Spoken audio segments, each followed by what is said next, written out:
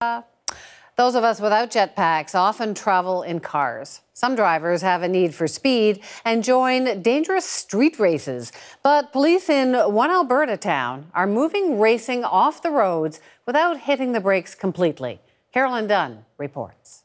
Friday night at the local raceway, and the gearheads are out in droves, showing off the souped-up but street-legal cars and trucks. And among them, surprisingly, a few cops. Lee Watt, an RCMP constable when he's on the job, is prepping for his first race. It's a 79 Pontiac Le Mans. It's got a 350 small block in it. Translation, it goes really fast, and that's the point. And that's the idea, is that we have a vehicle that most kids can come out and compete against us with.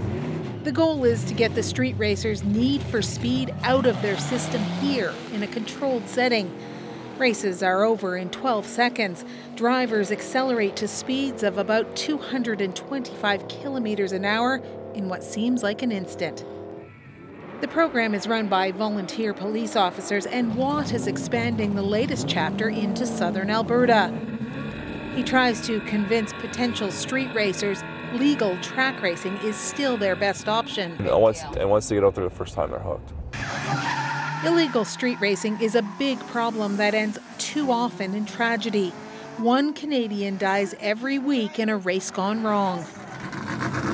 Forrest Onek got nabbed by the police the first time he raced.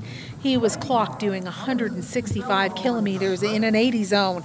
Instead of losing 6 demerit points and paying thousands of dollars in fines, Onek was sentenced to work for 2 years in the program. 6 years later, he's still volunteering. Definitely saved my life. I still hold on to the ticket that I was given the night that my friend and I got pulled over.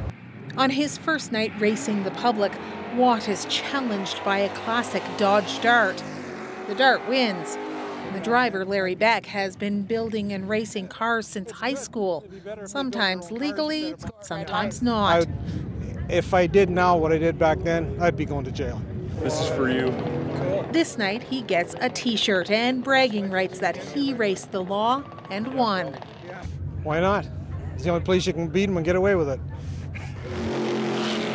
For police volunteers, even the loss is a win. Every car that's here is one that's not racing on the streets. Carolyn Dunn, CBC News, Leduc.